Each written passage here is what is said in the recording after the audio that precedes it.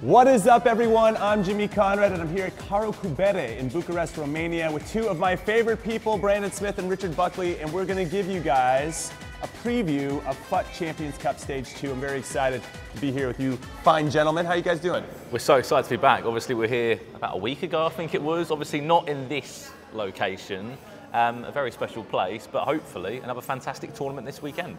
Yeah, I'm looking forward to it. How about you, Richard? I'm excited. Back in Bucharest. It seems to be Texas' hometown at the minute. I wonder if he's got residency here, because he just performs so well every single time. But we're going to get into it. Can he protect his crown, or is he going to be a new man? Well, that's the big question. But before we look forward, let's take a look back. What were some of the big stories from FUT Champions Cup Stage 1? I think the biggest story, and Richard will agree with me on this, is the South America dominance. There was 4 in the last 8, 3 of them being on PlayStation, and obviously one of them making it to the grand final, the big cross-console final for Filza. I think that was one of the big main talking points for me. Yeah, catching up with Spiderpunk actually afterwards, who performed extremely well. He was saying there's sort of been a resurgence in sort of Brazilian FIFA as of recently as well. There's not been a superstar coming out of Brazil for probably, you'd say, back to FIFA in sort of FIFA 17 times, and it's playing a little bit like FIFA 17 is FIFA 20, and I think these Brazilian players are now starting to get to grips with it, and they're wanting to take the world by storm.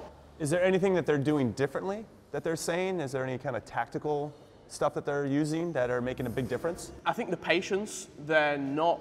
I think when you look back at FIFA 19, you had to learn a pretty new game. There were a lot of things that you had to learn, relearn. The back post crosses, the El Tornadoes, all this sort of stuff was new things that you had to pick up. Whereas FIFA 20, it is very much the case of you're perfecting what you've already mastered, and you're sort of teaching yourself these skills, whether that's keeping hold of the ball, not rushing your attacks. And a lot of these Brazilian players as well, they're playing with each other. There's a very much a sense of community. They all come to the event together. They all wait at the airport for each other. They're all traveling in unison. They are wanting not only to perform for themselves, but perform for each other. One Brazilian gets knocked out, the entirety of them stay and watch for Filza in the final. That doesn't happen with other nations. It's funny you say something about the South American, let's say, resurgence, because anytime we talked about South Americans in the past, it was from Argentina and Nicolas. So do you think there's a little bit of that? Because Brazil versus Argentina is quite the rivalry as well. Well, if there is a rivalry at the moment, Brazil are dominating because, as we know, Nicolas crashed out in the knockouts. Obviously, at the last of the Champions Cup, Iago went to Championship Sunday. Unfortunately, couldn't go the full way.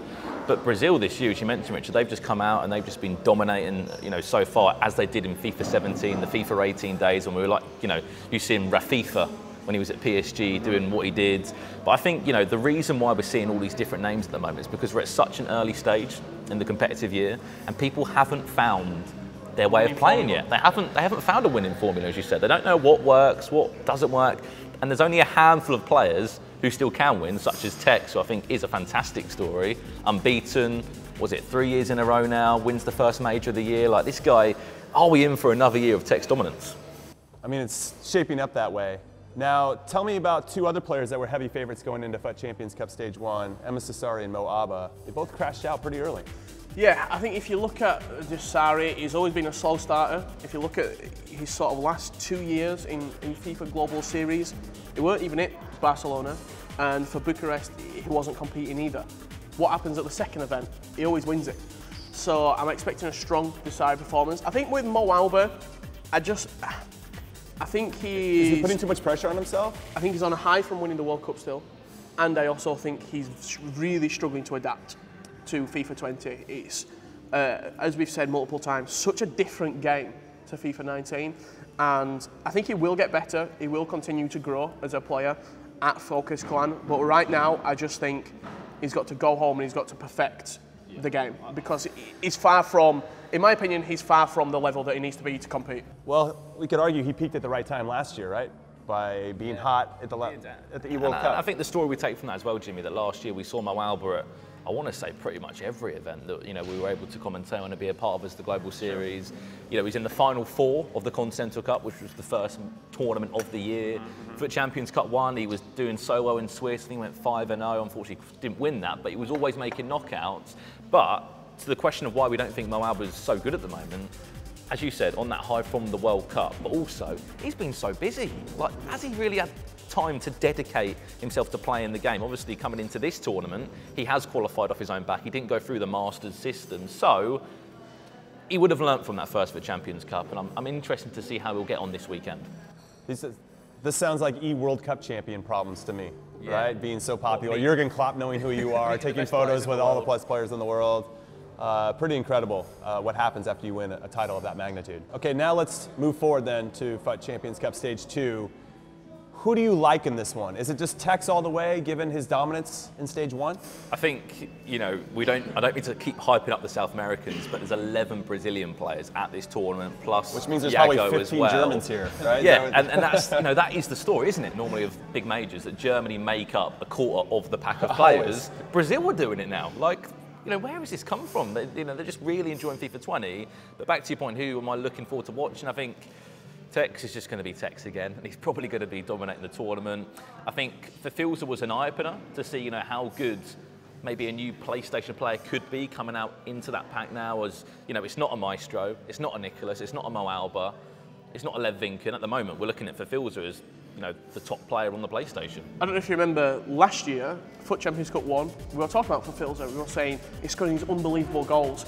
That seems to almost been taken out of his game, and he's been replaced with a mentality of keep the ball, win the game. It doesn't matter if it's ugly, it doesn't matter if some don't like the way you're playing, you're winning, and that's all that matters. I think for Filza will be very strong this weekend.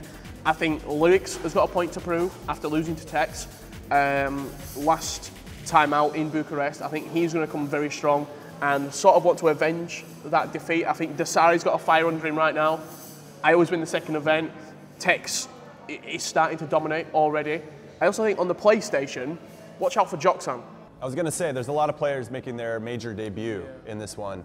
Not only Joxan, but Stefano Pinna is another player. Marlet will be making his debut. I mean, there's a lot of big names. Jambu is another one.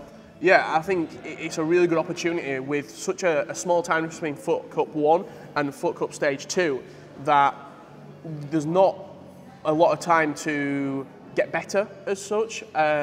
So if you didn't make FUT Cup 1, I think if you're coming into FUT Cup 2 and you're looking at the competition, you're thinking, you know what, I've got a serious chance to be able to upset some people here. I think Pina will play very well. The word on the street is that I'm hearing Joxan is sort of pretty good this year, very similar to what he was last year. He started unbelievably well, picked up 2,350 points in the first, 6 weeks of FIFA 19. So I think a strong start for Joxan will be installed this weekend. In some ways, I feel like the players that participated in Stage 1 have an advantage because they've been here, they've been through the process, whereas the Stage 2 guys that are just coming in, not to say it's a new experience for them because they did compete last year, but for a lot of them, it's still getting used to that tournament format with FIFA 20, a whole new thing. I think you've got two ways to look at it as well, Jimmy, is that you've got players that have already got Global Series points. You know, they're already on the FIFA.gg rankings. They've already placed, you know, quite well. They've had that experience of competing this year on how the game is playing at the moment compared to the others. You know, as you mentioned, Jambu and I think Crafty as well, who's here. They were at home watching the first FUT Champions Cup. So there's two ways you look at it. You've got someone that's kind of analysing, you know, what works, what doesn't work as much, or what players you do not want to be playing up against. On the other side of that, you've got players that, as you said, that have got the points, they've got some prize money, they've got that kind of LAN experience early on this year, because it's going to be a long old season. So there's a reason why Mo Alba was an E-World Cup champion. He was consistent throughout all of the season. So it is going to be a very interesting one to see who, you know, continues to go up and the ones that maybe kind of flop a little bit and maybe don't do as well in this FUT Champions Cup. I'm going to put you guys on the spot now. Give me your predictions. Who do you think is going to win, let's say on each console, to face each other in the grand final? I'll go first, and I'm going to go with Joxan on PlayStation 4. All right. And Dasari on Xbox. Wow. Joxan Dasari cross-console final. Wow, that's bold. And who wins that? Really quick. Dasari. Okay. Again, I'm going to go for a PlayStation player that, again, making their debut for the competitive year this year. I'm going to go for Pina on PlayStation 4. Right. He's qualified. Quite a consistent player when it comes to making knockouts. And on Xbox, if I didn't go for Tex, I think I'd be stupid. And I think Tex will win back to back. Final, he's going back to back. $100,000 in his pocket after winning 2 majors. Wow. That's my prediction. Do you feel like there's something a little bit different about Tex right now going into this season maybe than seasons in the past? There's one thing. We haven't seen the best Tex yet. Wow. We're not even at peak techs yet, and he's already smashing people. I also think as well, with the move Fnatic, I feel as though it looks a lot more comfortable. He's got that sort of family around him now. Kojo's going to every single event, who's the Fnatic team manager. He's got sort of a good backing behind him. I think everything seems pretty cushy and cozy at the minute in the Tex camp. And I wouldn't be surprised to see it, but I just think Dasari, I think he just fancies himself this tournament. Well, you've heard from two of the best. Thank you guys so much for your time. Thank you. And then for you guys at home, as a reminder, make sure that you know, starting on Friday, 5:30 a.m. Eastern, 10:30 a.m. UK time, this tournament is going down, FUT Champions Cup Stage 2 on EA Sports FIFA's Twitch channel, twitch.tv/EA Sports FIFA.